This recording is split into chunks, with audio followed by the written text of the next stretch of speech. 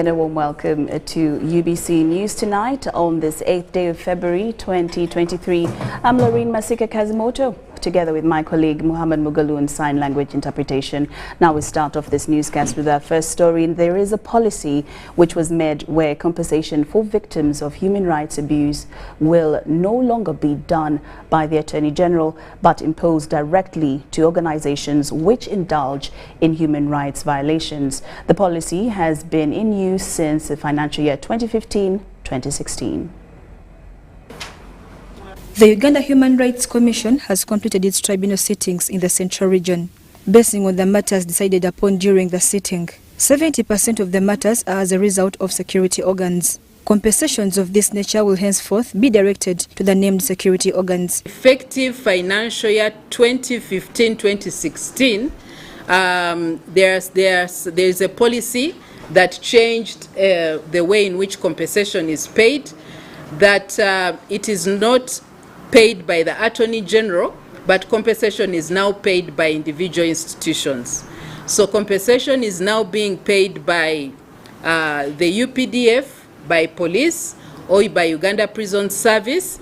And so for all the orders that are being made, they are channeled to the individual institutions for payment. The Commission also clarified that it is not in position to give decisions to matters in court. Persons with matters in court have been advised to settle issues before appearing in the committee. A large majority, all the complainants who come before the Commission are people who are either facing trial for crimes or those who are suspected of having committed crimes. It cannot be business as usual. This Commission will not continue to kind of sanitize accused persons or suspected criminals and adopt them as victims of crime. Victims of human rights violations.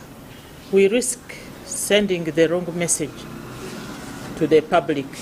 So I totally support the chairperson that you cannot keep going to commit crime and then run for justice to try to defend your human rights. That is what it implies here. Some of our officers are going to go to Shujaa and find out why he's still in detention for all that long, and why is he being detained, and why is he being detained for quite a number of times. And among the 7 matters brought to the tribunal today, decisions were made to 4, where the Attorney General was directed to compensate the victims. Complaint is allowed. The respondent is ordered to pay to the estate of the late Leo Kalangwa a sum of Uganda shillings 7 million as compensation of the complainant's right to freedom from torture, cruel, inhuman or degrading treatment or punishment. Mary Namkose, UBC News. Now in more stories, Mountain Division and Operation Shujaa Commander Major General Dick Olum has heightened the offensive action against the ADF in all 3 sectors. UPDF is operating in the eastern DRC, and classified military tactics have been applied by the joint forces of the UPDF and FADC Army to draw the final onslaught plan against small sprinter ADF groups. We have more in this report. President Yoweri Kaguta Museveni, who is the Commander-in-Chief of the Armed Forces, recently appointed Major General Dick Olum as the new commander, Mountain Division based in Rwenzori and Operation Shujaa in eastern Congo. Olum was tasked to subdue and defeat the allied democratic force in Democratic Republic of Congo. Very privileged to come and work and take over from this gentleman in the names of Lieutenant General Kayanja, and secondly, being blessed by with the experience of having served in Somalia, Central African Republic, and previously served as the defense attaché at the Uganda Embassy in DR Congo, Major General Dick Olum was arguably the right commander for the joint Operation Shujaa. The presence of the UPDF has sorted out a lot of situations, a lot of security situations. People are now traveling from Butembo to Kasindi freely and easily. This is just 60 kilometers, which was a hell on earth. Olum assigned operation orders to all sector commanders and changed the operational style jointly with Congolese FARDC army. We got all the weapons they crossed with. So many of them that are captured are with us. and we got to know more about the intentions. It is all about the pressure that is down here in Congo, the pressure specifically about the ADF being followed every now and then in all the sectors of our operations, in the areas of Kalembo, in the areas of Zunguluka, everywhere, going back to those areas of Mukakati. So the pressure is so high on them. The other orders include, among others, to stop ADF logistics supply, direct engagement with ADF smaller groups, and forcing them to surrender. The fact that we are called the UPDF, it means it is our responsibility to ensure the peace and security of the people of Uganda. And now we are in Congo, operating with the Congolese military. We tend to transfer all these attributes of the UPDF into the people of Congo through the joint operation with the militaries of Congo. ADF's ideology has historically contained some jihadist elements with intention of recruiting mainly children in their ranks. During the battles in Kalembo, Mwalika, Chabi, and Tokomeka, many ADF rebels were demoralized, others killed, some captured or forced to surrender, and young children rescued. ADF recruits along ethnic lines and is deeply entrenched in the broader political areas of Rwenzori sub-region between Uganda and Democratic Republic of Congo. Before the joint military operations, ADF used to carry out numerous attacks against civilians, which has reduced due to UPDF's stamina. In Sector 2, Burasi-Kainama axis, 90% of Congolese have returned to their formerly abandoned homes, which is a sign of total peace. Haruna Mutesasira, UBC News. Thank you, Haruna Mutasasira. Now, the Parliamentary Select Committee investigating the recent saga at the National Social Security Fund has continued to register more irregularities in the management of workers' savings over time. As the committee advances with the investigations, NSSF is faulted for investing in Uganda Clays Limited, which was already making losses. The NSSF management responded that the 11 billion loan investment has since not been recovered, although efforts are promising. The investigation into the mismanagement of workers' savings has since put an ugly face to the National Social Security Fund as Parliament continues to notice several irregularities regarding investments by the fund. Former Managing Director, unemployed. The Parliament Select Committee investigating the alleged rot in NSSF has noted that some NSSF in-house investment policies contradict the guidelines of investing in stock market. It is on record that NSSF secured shares at Trade Development Bank, yet the company was not listed on the security exchange market. The process begins by scanning the market. We know the process. Yes. I'm asking, how did you know this company was actually selling shares? National Social Security Fund officials claim that the investment was done after a conversation with the bank and was also approved by both the Minister of Finance and the Solicitor General. He quotes the law and he quotes what they have as policy within the house. Which one is superior? Now I'm wondering, if I have a company, how would you know I am selling shares if I don't list it on the stock exchange? It means you are soliciting, you are now looking for them. Well, when you are doing investment or when you're doing business, you interact with different people. And during that conversation, you could come across an information that there is an investment opportunity somewhere. We evaluated the investment, presented it to Management Investment Committee. This being an unlisted investment required no objection from the Minister of Finance. In 2010, Uganda Clays Limited acquired a loan to the tunes of 11 billion from NSSF to diversify investment in Mbale district. However, according to Richard Byarugaba, the former MD of NSSF, the investment flopped. Good idea, but badly executed. So the money they borrowed from us was not sufficient to put the factory that they had wanted to set up in the right place. In fact, the products that were coming out of the factory after it was commissioned couldn't sell. After the investment hit a dead end, NSSF decided to convert the loan into shares at Uganda Clays, The MPs were concerned that NSSF invested in a company which was already operating under a loss. It's irregular. It was not proper. It was not proper. Yes. So in the books of the fund, it might show like it is zero, but it is actually fully provided for. Okay, it was given to Uganda Clays in 2010. How much have you recovered? We haven't recovered, but we have.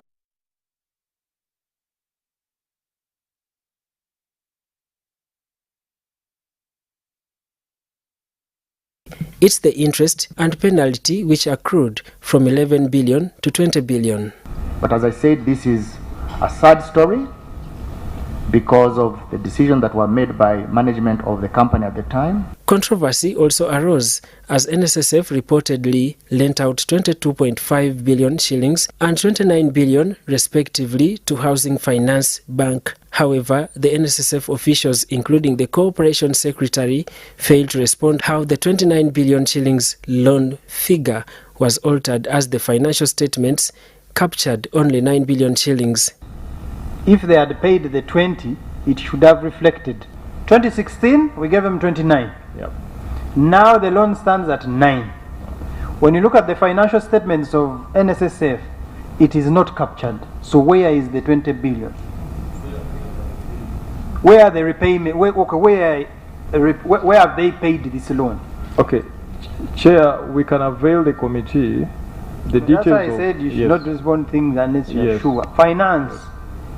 Where is the 20 billion? It was also noted that over 1.6 billion was lost as the fund secured electronic automated teller machine cards which have since failed to work. The cards were intended to be given out to the workers to be able to make follow-ups of the monies.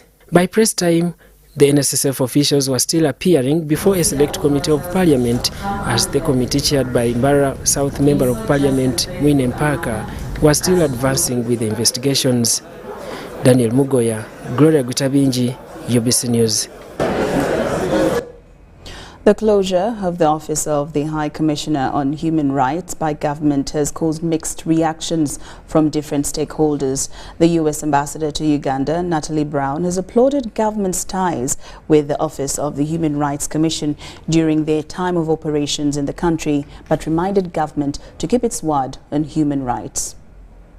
I said, a society cannot advance if it does not respect the human rights of its citizens. That's something that we advocate for. The Minister of Foreign Affairs earlier this week penned a letter of non-renewal of the Office of the United Nations High Commissioner for Human Rights in Uganda.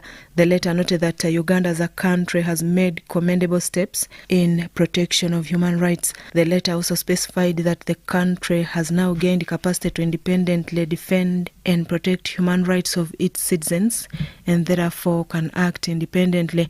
So if there's nothing wrong with your human rights record, why would you find it really difficult to have a light shade upon your activities as a nation? The leader of opposition in Parliament, Matthias Mpuuga, weighed in on the non-renewal of the mandate of the Office of the High Commissioner for Human Rights in Uganda. It's going to affect our standing from among UN states and to have ripple effects on a number of activities we do with other nations, including trade. The Executive Director of the Foundation for Human Rights Initiative, Dr. Livingstone Sewanyana, has described the move as untimely and deliberate step towards weakening the rule of law. He says the Office of the United Nations Human Rights Commissioner has stood a big role in strengthening the technical capacity and demand of human rights in the country and therefore should not be undermined. Apparently, there have not been serious efforts to build the capacity. There have not been serious efforts to create an enabling environment for these human rights players. Over the last couple of years, what we experience is more of a shrinking civic space. The U.S. Ambassador to Uganda, Natalie Brown, says the Commission will respect the decision, but reminded Uganda of its obligation of protection of human rights. She says the protection and upholding of human rights is not only a mandate of the country, but also a collective responsibility. In upholding the rights of all of us, all around the world. And certainly here in Uganda, again, I mentioned there are some civil society organizations. There are diplomatic missions like mine that are very interested in the human rights of citizens. The Office of the High Commissioner in Uganda has been very keen scrutiny of government acts on human rights. Susan Naung and Edward Collins Juko reporting for ABC TV. Still with the U.S. Ambassador to Uganda, Natalie Brown, has said her country is committed to continue investing in life-changing projects in Uganda with strategic, sustainable plans, while launching the 60th report of the U.S. assistance to Uganda, elaborated on the significant impact of the support in the campaign against HIV/AIDS and the health sector in general. We have details in this report. Should come in front, right? Behind. Okay. $1 the United States invests in Uganda is held to the highest standards and oversight. Corruption is a significant challenge in Uganda and many other countries throughout the world, and we are not immune to it in the United States. And that is why we have rigorous processes in place for monitoring and evaluating how U.S. assistance funds are spent. And in fact, over time, we have even suspended programs due to underperformance or other concerns. The United States strongly supports initiatives to promote financial transparency and accountability for the use of public resources, whether yours or ours. The States believes civil society organizations play a critical role in supporting service delivery in health, education, and other sectors, in promoting accountability, in advocating for effective laws and policies, and in advancing the rights of marginalized people. That's why the vast majority of U.S. assistance in Uganda and elsewhere around the world is provided not to governments, but is implemented through partner organizations and civil society groups. And I'm proud of the implementing partners and civil society organizations, many based in Uganda and Ugandan-led. States programming in the health sector has transformed Uganda's ability to respond to numerous infectious diseases and other health challenges, from COVID-19 to the recent Sudan Ebola virus outbreak. In 2021, we provided assistance valued at $930 million, or more than 3.4 trillion Ugandan shillings, for the Ugandan people and Ugandan communities. In 2022, we provided assistance at similar levels, but the exact funding figures are not yet complete. Long-standing U.S. investments in laboratories, in data and surveillance. UBC News Tonight. Uganda Broadcasting Corporation is moving to enhance existing and develop new innovative television, radio and social media programs. This is aimed at meeting current demands of digital broadcasting standards as well as the corporation's statutory obligations. Permanent Secretary, Ministry of ICT and National Guidance, Amina Zawede, asked National Planning Authority to guide UBC in aligning its mandate with the third National Development Plan. Seen presenting to UBC top management is the corporation's technical advisor, Dr. Constantine Vitwaiki. He is highlighting strategic objectives and key result areas that UBC ought to implement in its 3-year strategic plan. This plan, this it is actually 3 years, it needs to be broken down into implementable what? Chunks. From 3 years you do 1, 2 years, then from there you do the quarterly work plans and align to it, not people sitting down and as if there's no strategic plan. Some areas of emphasis include establishing an operational digital broadcasting infrastructure. Listening attentively, among others, is Permanent Secretary, Ministry of ICT and National Guidance, Dr. Amina Zawede. She is emphatic that UBC needs guidance to align its plans with the country's national development. The education programs that we bring on board should also be mindful of who are the target audience, but still as we focus on the youngest population, the older population also should not be left behind. It should be a station that keeps everybody hooked up. To achieve this, however, means getting rid of obstacles keeping UBC from meeting its mandate. The accumulated debt of about 87 billion Uganda shillings and a wage deficit of about 6.5 billion Uganda shillings are some of the setbacks. The other is a 280 million monthly power consumption rate, which translates to 3.36 billion shillings annually. Because many people blame us for not doing some activities, but our hands are tied. It's the chicken and egg story. Which comes first? Is it the chicken or is it the egg? We need the funding to have the right equipment to make sure that we have quality output in everything that we do. So even when the money is available, getting it to do the work sometimes is not easy. So I think it would be better if it comes directly into our accounting system. UBC has met stakeholders from National Planning Authority, Uganda Communications Commission, and National Information Technology Authority Uganda, NITAU. Of emphasis has been the need for more funding, with the call for a UBC independent budget.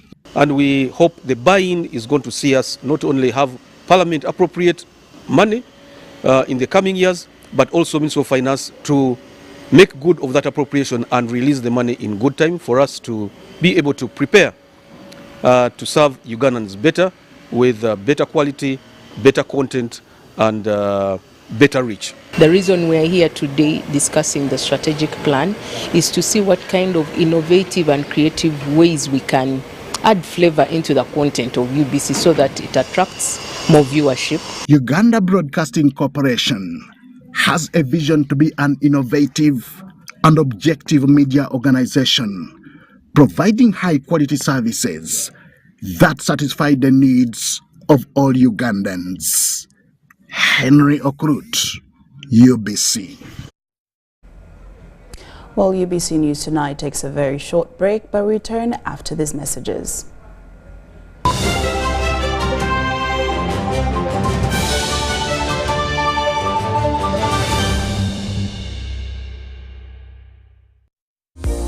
Set to transport to the wrong person. Here's how to reverse it with MTN Mobile Money. Dial *165#. Select My Account. Select Initiate Reversal. You will see your last 3 transactions. Select the transaction you want to reverse. Enter your mobile money PIN and you'll get an SMS confirmation that the transaction has been blocked from being withdrawn. And that's it. Please note, only transactions that haven't been withdrawn can be reversed.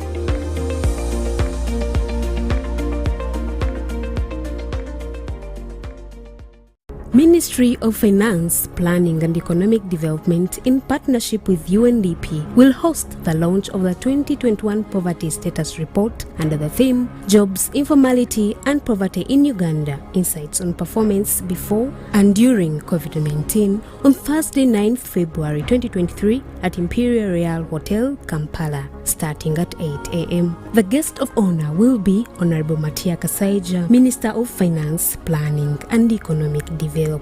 This report explores Uganda's structural transformation agenda, which is hinged on transforming the livelihoods of households from low to high productivity activities and sectors, while minimizing vulnerabilities to poverty. The event will be hybrid with in-person attendance by invitation and strictly following COVID-19 SOPs. All other participants are invited to join via Zoom, YouTube, and live broadcast. The festive season is here and it's Christmas in 4G from Airtel. Get the most affordable 4G smartphone in Uganda, now heavily discounted from 250,000 shillings to 150,000 shillings only. Yes! 150,000 shillings only to keep you connected to your loved ones this holiday season. Dial *175*94# to activate free 1 GB instantly and 100% double data on all weekly and monthly bundles for 3 months. Get one today while stock lasts from the nearest Airtel shop. Happy holidays this festive season with Airtel, the smartphone network. At Timex Nutrition Center, we advise you on the right foods to eat, exercise profile to adopt, and lifestyle strategies which are compatible to your blood group and genotype. This empowers your body to prevent and treat many diseases like diabetes, blood pressure, arthritis, ulcers, obesity, and many others. For more information, find us at our head office in Kampala on Nassa Road, Conrad Plaza, 2nd floor, or call 0758 819 952 or 0778 288 361. We also have other branches in Bara and Jinja. Are you tired of high fees and slow transfer time when sending money? Look no further. Airtel Money is here to revolutionize the way you move your money. We have revised our rates, and now sending money from Airtel to other networks in Uganda, East Africa, and to the rest of the world has never been more affordable. Plus, you can trust Airtel Money to get your money where it needs to go quickly and safely. Simply dial *185# and start sending money. Switch to Airtel Money today and experience unbeatable rates and top-notch services for all your local and international money transfer needs. Airtel Money. Instant, secure, borderless. This isn't just a girl. She is the future. This is a teacher, a doctor, a community leader, our future president. This is our family's pride. This is my friend.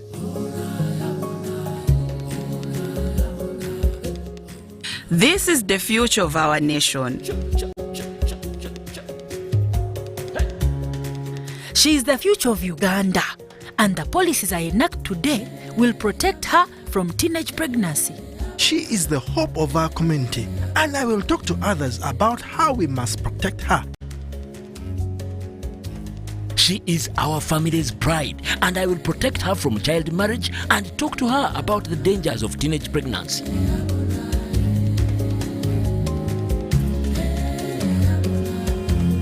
We each have a role to play in empowering our teenage girls to protect them from child marriage and pregnancy, because when we empower them, we empower our nation.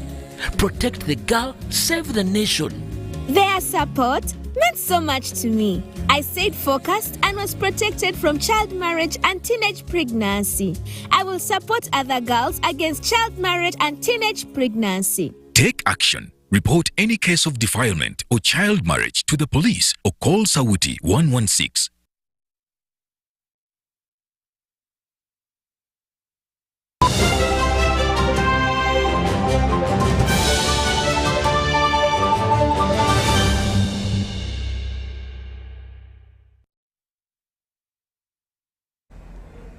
Welcome back from that break. Now, the National Drug Authority has warned farmers against using Tikoff, a purported acaridi produced by CPM Wave and promoted by Pastor Robert Kayanja. Now, the Public Relations Manager, National Drug Authority, Abiaz Ramwiri, disclosed this when his team had gone to have a meeting with Pastor Robert Kayanja at his church and was rendered effortless. However, Pastor Robert Kayanja says Tikoff has helped farmers on ticks and vowed to drag National Drug Authority on its spokesmanship of defamation. We have more in this report.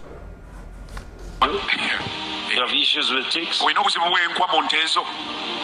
God is good. In this church we have people who have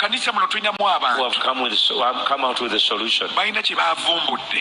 You'll see no ticks on your farm. There will not be a problem. In December last year, Pastor Robert Kayanja announced how he had got a solution of ticks following the invasion of a tick of acaricide. I want to assure Ugandans that we did not put any chemicals in the product. Our product is 100% organic. This prompted National Drug Authority chemists to investigate the efficacy of the Tikoff acaricide drug, and it was found that the drug contained highly concentrated fumigant used to kill bedbugs and termites, with benalazile, a systematic fungicide which has cancer-causing potentials. It's unfortunate that the people who are there to guide until the job is done, the baby is born. So I task NDA and Mr. Bias to release the analytical laboratory report. You can imagine how many children are going to be exposed to that chemical in the milk they drink daily, because there is no amount of pasteurization that can take away those chemicals. This prompted National Drug Authority chemists to investigate the efficacy of the tick-off acaricide drug, and it was found that the drug contained highly concentrated fumigant used to kill bedbugs and termites with benalzyl, a systematic fungicide which has cancer-causing potentials. Pastor Robert Kayanja says his team contacted scientists from Makerere University School of Medicine about the acaricide, who gave them a go-ahead. And among the people who attended that meeting on the 27th, there was Dr. Pamela Aboyo. I'm sorry for using her name, but because these people have come up and said. Pastor Robert Kayanja, however, vowed not to disclose the ingredients used in the manufacture of the drug for security reasons. Pastor Robert Kayanja now intends to take legal action against the National Drug Authority and its spokesperson for defamation, trespass, and firing him as a terrorist. We are taking to court the PR, because the one who spoke, whatever he spoke, whether NDA authorized him to say what he said, and NDA as well. Because whatever was said was, it took everybody like a storm. And they have an office where they would have gone and held their press conference somewhere. Not to hold the press conference here and release information. You know, it's defaming a person, defaming the church as well.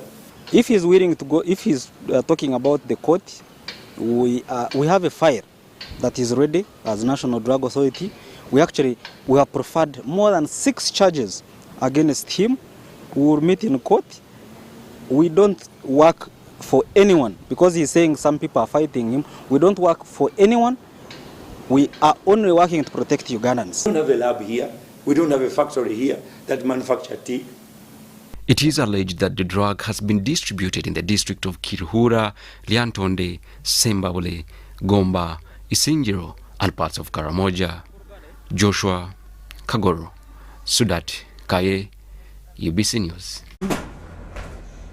UBC News tonight. Now, Mbara district leaders have launched the construction of an outpatient ward in Bwizibwera Health Center to help address healthcare related challenges in the community of Kashari. Now, the Resident District Commissioner, Mbara District, Councillor Tuyaba Jenny Emi Katera officiated the groundbreaking ceremony during an event held at Bwizibwera Health Center in Rutoma Town Council in Kashari South, Mbara District. Government program or non-government program should commence in any part of Uganda without being launched in the presence of the Resident District Commissioners. The Resident District Commissioner Mbara Tuyaba Jenny Katera has cautioned health workers to prioritize health education on sanitation and hygiene in homes. In collaboration with the Chairman LC5 and the Chief Administrative Officer, I will emphasize on the improvement of sanitation within our communities. Because the moment we improve sanitation and we have very few people who come for sick for treatment, that means we are going to get qualitative treatment and care in the facility of this nature, rather than having a very big number of people, sick people, coming to attend, and then they will overwhelm both the manpower and even the drugs in store. He was officiating the groundbreaking ceremony for Bwizibwera Health Center for in Rutoma Town Council, Kashari South, Mbara District. The district chairperson in Mbara District, Tabaro Didas, appreciated the government for extending the money to the district to construct the new outpatient department OPD, where patients would be assessed and treated by qualified health workers. So this facility is going to help the district because it will accommodate 4 doctors to attend to patients at one time. The Mbarara District Woman Councillor representing Rubaya Sub-County Kashari South, Lloyd Trinomujuni Muhimbura, appreciated the government for offering the money to build the outpatient department. Chombe kwecho nikiza kutuma irwariro ryiteri ryarwo omurengo rwa health center for ryaza omurengo rwa hospital aho kubeje ni district kandi nogwe tirinsya konka biona byenda twenda byije hamwe aho katwena bakansara za bingi twaturuho twaronchinga ichombe kwecho ahibaraze kukisimba. The health in charge of Wizibwera Health Center for Dr. Atuhaire Richard says the health facility is strategically located for the district and also to offer health services to neighboring districts of Chiruhura, Buhweju, parts of Shema, where numbers overwhelm the institution. So we think it would help. It's our vision that we become a general hospital, and to become one, we are already in a plan. We have set up a good lab, laboratory. Now we are building a very big outpatient department. We have a big maternity ward.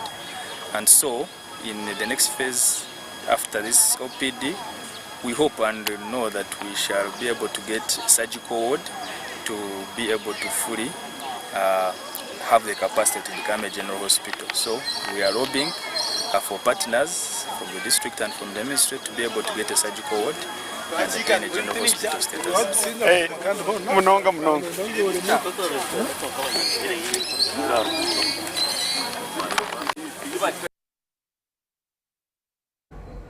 A section of Boda operators in Kawempe division within Kampala have petitioned the office of the Senior Presidential Advisor on Special Operations, General Muhoozi Kainerugaba, seeking for his interventions following incidents of insecurity surrounding their operations. The petition was received by the MK Movement Vice Chairperson for Western Uganda, Balaam Barugahara. We have more. These are some of the Boda operators from Kawempe division here in Kampala who claim they are now facing serious security threats arising from their public support to the Senior Presidential Advisor, General Muhoozi Kainerugaba. Tukwasiza ekiwandiiko kyaffe kiri ensonga zaffe zonna ziri omwo otutuusize ewa General Muhoozi kituuke ne wa General Museveni President. This Wednesday morning, the team has petitioned his offices. All of you, our friends, the Boda cyclists and operators in Kampala. Boda business is a business just like any other business. But however, as you do your support, as you do your political mobilization, I'm appealing to you to observe the traffic rules and regulations as set. These cyclists have singled out some areas in Kampala where they say they now can't risk operating from. Okusingira ate tuyina kati n'ekitundu kyetu ky'okugendayo ekyakamwoca wali ekitebe kya nuupu tukimanyi ffe abalina amaanyi betuwagira be balina emundu lwaki pikipiki yaffe egende kamwoca tetukyatwalayo basaabaze eyo tutyayo buli biki egendayo bajjako ekifaananyi kyaffe ne bateekako kya Bobi Wine. They now want the intervention of General Muhoozi Kainerugaba. Wagenda ku polisi ne tureportinga na DPC wa polisi Jinja Road Chira Road yagana okutuyamba yensongeri gye nayogedde nti abapoliisi bali mu kawukuume ku saidi ya General Muhoozi. The Vice Chairperson, MK Movement, Balaam Barugahara, who received this petition on behalf of General Muhoozi Kainerugaba, advised riders to stay calm other than resorting to violence. Don't violate rules. Don't inconvenience other road users because you support Muhoozi or because you support Mzee Museveni. Let's be respectful to all road users, to the security forces, and then also I'm appealing to you.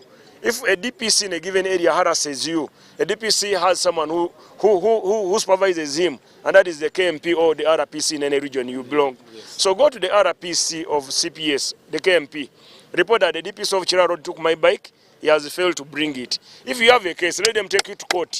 Robert Onyango, UBC News. A section of citizens from the Lango sub-region have proposed a change in the recruitment of the chairperson of the Independent Electoral Commission. Now, during a regional grand citizen debate on constitutional and election reforms held in Lira, the citizens resolved that public service should take over the recruitment of the chairperson Independent Electoral Commission for confidence in the election outcomes. A regional grand citizen debate held in Lira has come out with many changes to be considered during the constitutional and political reforms. And our focus then for why the reforms in the constitution. We want to look into the demilitarization. In a resolution read by Dickens Ogwal, the ED Lion Civil Society Network, the meeting recommended that public service should take over the recruitment of the chairperson Independent Electoral Commission for confidence in the election outcomes. Not only the officers of the district registrars and so on going through public service, there's a general call that if we are to have a free and fair election, then the leadership must be free and fair as well. By having the office of the chairperson Electoral Commission taken over by the public service, where people apply and competed for, just like the rest of the officers in the electoral commissions are done. The other areas of reform today, as civil society, we need to change this community, transform this community from ignorance to knowledge base. But in Omoro, it was the same thing. In Soroti by-election, it was the same thing. The same pattern. Number-less cars here and there, moving around on election day, arresting people.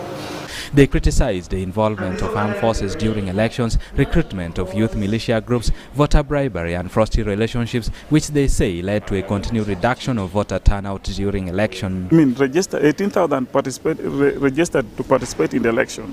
Only 10 million participated in the election. What happened with the remaining 7 million?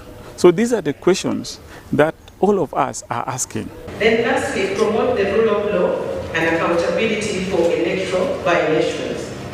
Other countries were not free to organize and talk to people, but others, they will do it without any interference of the security.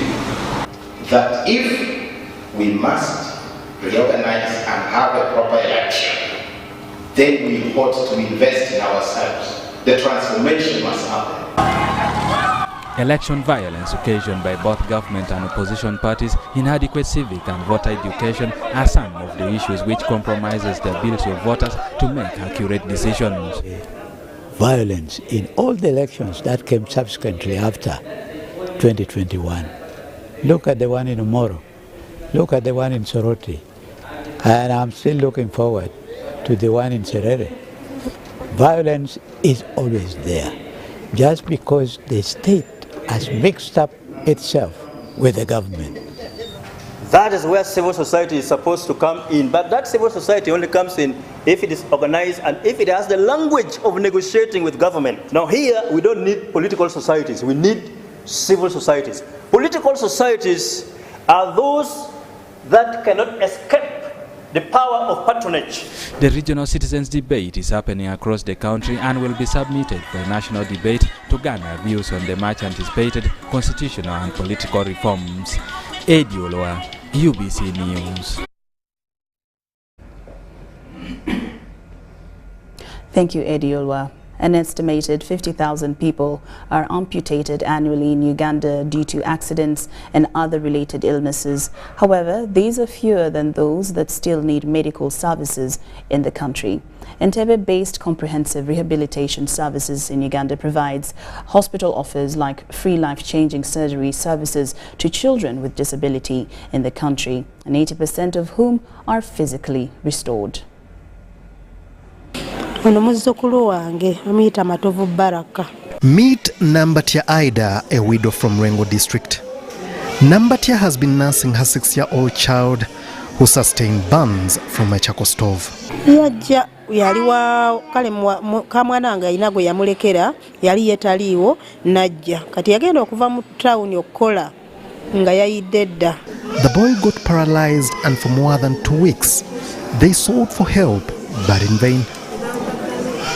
It was not until when well-wishers directed her to Kosu Specialized Hospital for specialized treatment.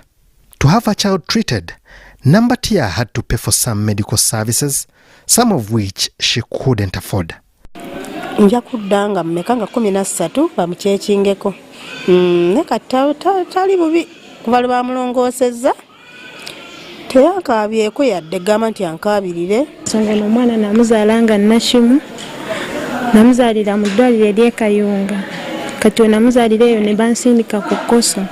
Nambatia is among the hundreds that this particular hospital admits every year dealing with physical disabilities but priority given to children. So the biggest percentage of our patients are people that actually cannot afford. These children who, because of their low socioeconomic status, if they get a wound on the leg, they do not have the money to run to hospital and get it treated quickly. Dr. Mwaledu says that if it wasn't for the well-wishers at the hospital, then many couldn't afford treatment. And when they let the wound, when they leave it untreated, the bone is infected and then it gets disfigured. So we definitely need more donations like this for pain, for medical equipment, for drugs, for surgery, to be able to attend to those children.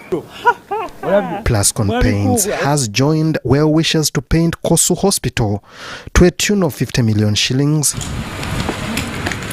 The donation basically is for the private ward to make it a much more nicer place so that it attracts people who can afford treatment, not to go to Nairobi or not to go to India, but actually get treated here because they have the expertise. They believe that patients need to stay in an organized environment for proper healing. Part of the paint will include our anti-mosquito paint to ensure that as patients are here trying to get rehabilitated, trying to recover, they are also protected from mosquitoes that cause malaria. At last, people like Nambatia can return home with a smile, knowing that the child has received sufficient treatment. Ngabo Amon, reporting for IBIS TV. The Deputy Inspectorate of Government, Anne Muhairwe, has given top management of Kabale University 2 months to respond to the allegations of discrimination in staff promotions and recruitment. During a visit to the university, Muhairwe explained that soon she will meet University Council to present the complaints. A whistleblower has informed the Office of the Inspectorate of Government that the top management of Kabale University has been influencing the recruitment and promotion of staff based on ethnicity and religion. It's committed to address the issues, and next week we'll be meeting the University Council to also bring these issues to their attention. Okay. So we investigated. These issues have been over time, 2 years, a year. So we conducted investigations, preliminary investigations. So today I came to find out, to make my own judgment. The Deputy Inspector General of Government, Antinomjisha Muhaire, says her office visited the university at Kikungiri Hill to find out the authenticity of these allegations. Administration, poor administration, but to sum it up, it's about the communication gap that is between the administration and the top management and the administration, both the support staff and the teaching staff. Muhaire was accompanied by Sam Agaba, the Inspector General of Government in charge of the Kigezi sub-region.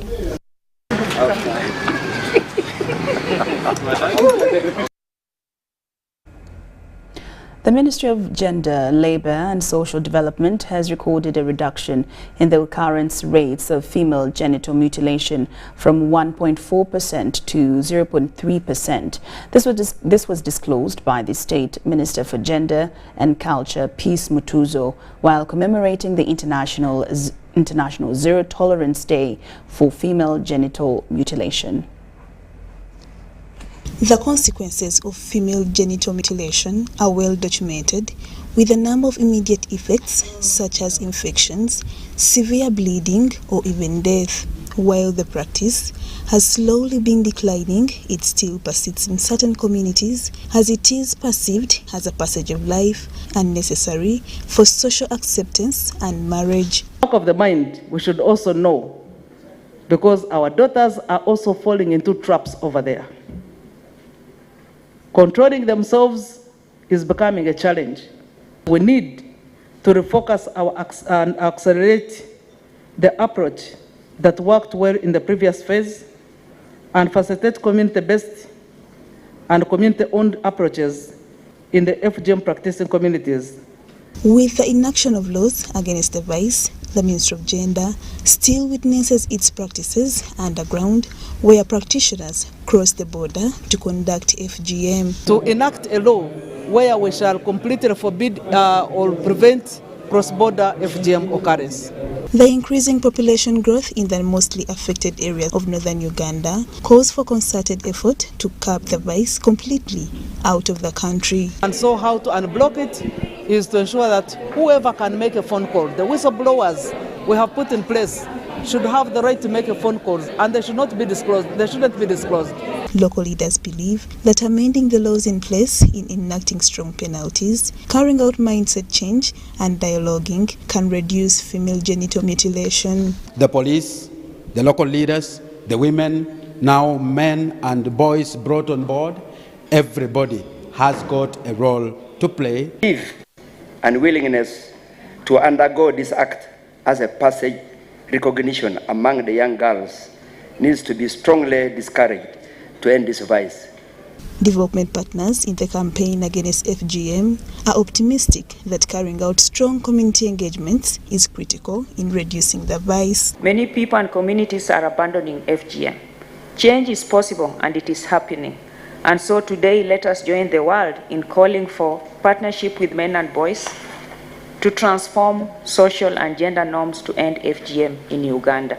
Celebrating the International Zero Tolerance Day for female genital mutilation was marked under the theme, partnering with men and boys to transform social and gender norms to end female genital mutilation.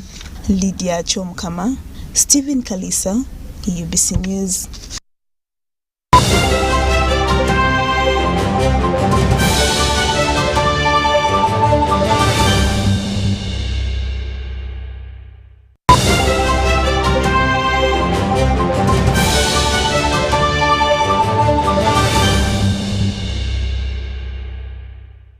The most affordable 4G smartphone in Uganda from Airtel. Now heavily discounted from 250,000 shillings to 150,000 shillings only. Yes, 150,000 shillings only to keep you connected to your loved ones. Dial *175*94# to activate free 1 GB instantly and 100% double data on all weekly and monthly bundles for 3 months. Get one today while stock lasts from the nearest Airtel shop. With Airtel, the smartphone network.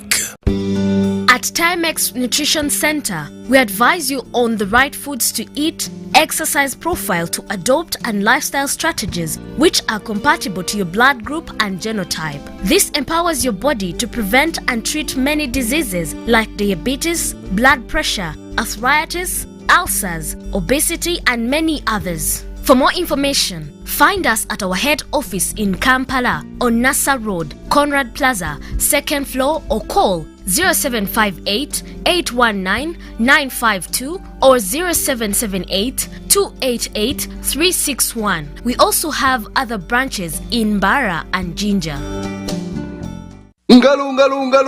It's true what people say, that when I wash and you wash your hands with soap, we'll have less infections as Ugandans. After all, it's hands that handle money. It's hands that feed us. Hands that prepare soil for farming. Hands that we use to learn. And hands that we use for fun. When I wash and you wash, it means clean hands for all. So, wash your hands with soap and clean water regularly to keep away infections and disease-causing germs. This message is from the National Hand Washing Secretariat with support from UNICEF.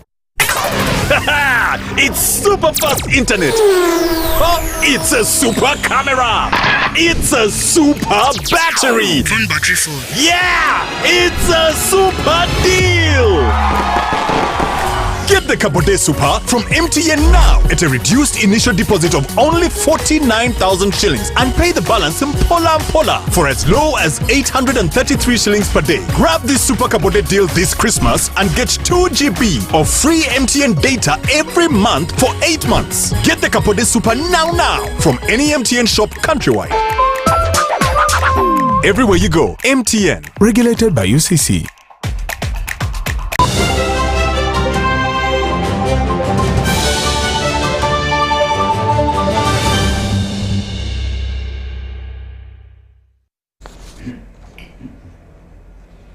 Welcome back from that break. Now into the business scene. Uganda will join the rest of the world to celebrate the World Wildlife Day on the 3rd of March this year.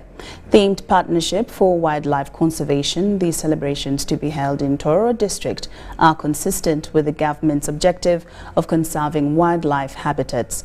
The event will be graced by His Excellency Yoweri Kaguta Museveni as the chief guest. Uganda will join the rest of the world to commemorate the World Wildlife Day on the 3rd of March this year.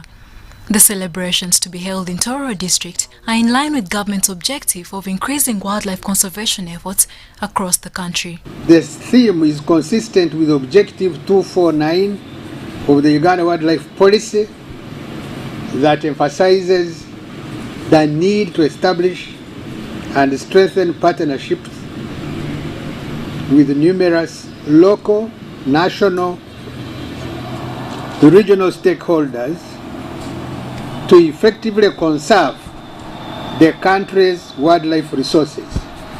The need for more concerted efforts is key for the protection and conservation of wildlife, flora and fauna. Partnerships have yielded impressive results. Wildlife populations are on a steady recovery. Wildlife population in Uganda is on a very, very steady recovery. For instance, between 1983 and 2021, buffaloes have increased from 25,000 to 44,163 today. You know, our law is very heavily eroded with penalties for those criminals that kill our animals.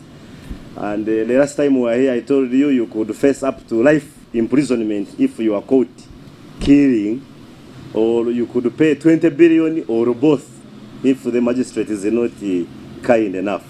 Despite the sector's continuous contribution to the country's social and economic well-being, the recent budget cuts have affected some of its organization's operations. The current budget this financial year of the Uganda Wildlife Conservation Education Center stands at 9.5 billion shillings, and the proposed budget for the new financial year 2023-2024 is 1.9 billion, which is roughly a cut of about 80%. Now, the implication of this cut is that it would practically not be possible to run, because salaries alone, we need about 3.7 billion per year. And then animal feeding is about 2.5 billion shillings per year, and then you add on other operations.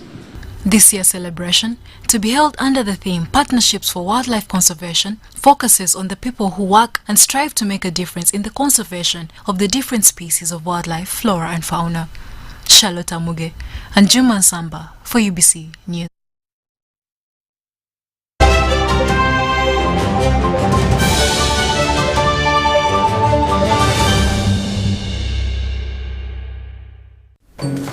Okay, so this receipt, okay, plus this one equals Keeping up with your transaction history the old way. 1,000. Okay, I got this. I don't. Okay, maybe if I can just. Keeping up with your transaction history with the My Airtel app. You have the power in your pocket. The power to keep an eye on your transaction history. Unlock that power with the My Airtel app. Visit the App Store or Google Play now. Easy.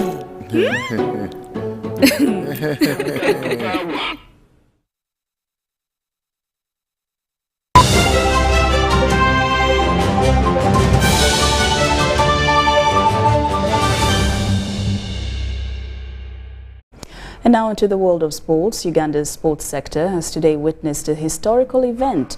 This was the signing of a memorandum of understanding between National Council of Sports and Uganda Investment Authority. We are doing investment in sports. Yes. State Minister for Finance and Privatization Evelyn Anite has been at the fore of many developments in Uganda and is now targeting the sports sector. We have been seeing a lot of investors coming, and picking interest and saying, when we went to Canada, there are investors who put up their hand in the crowd and asking, don't you have opportunities of investing in the sports? And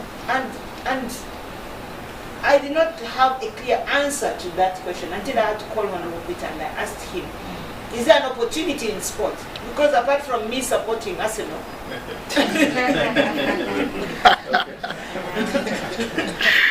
I did not know how you can invest in sports. So then Honorable Peter educated me and said you can actually build stadiums. There's a lot of money that sports owners earn. And then when he educated me that you invest in stadiums, you invest in the human resource, you train them. There's even a lot of selling of personnel. Yes. And you sell it at premium. And I said, wow, maybe I should start a club. And then at that point I realized that it is a very key investment. And I realized that investors are there who want to invest in sport. She has clearly outlined what we need is a feasibility study. We begin by checking out which are the specific areas can investors put in their interest. One talk about infrastructure. The other area where nobody is tapping into, Uganda is full of sports talent. Academies, that's what Chairman was talking about.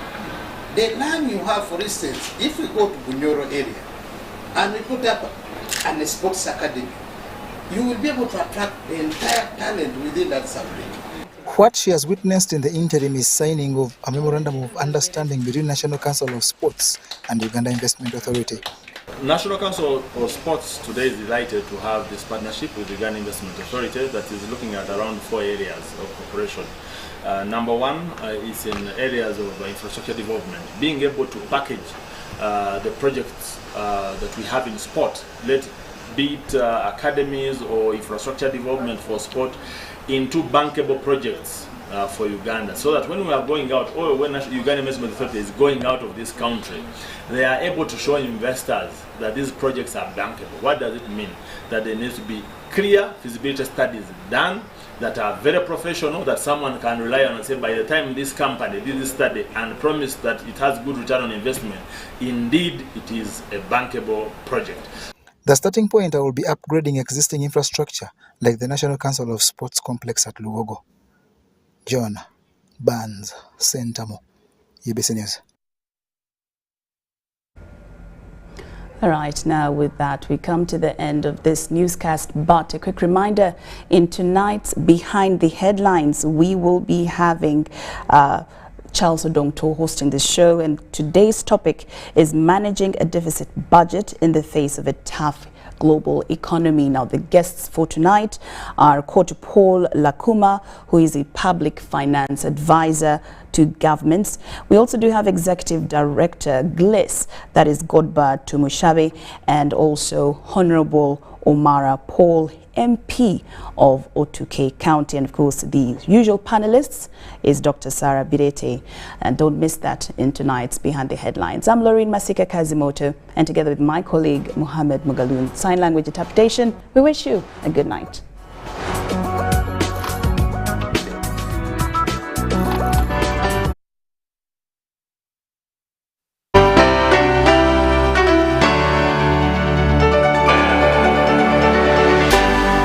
UBC, inspiring Uganda.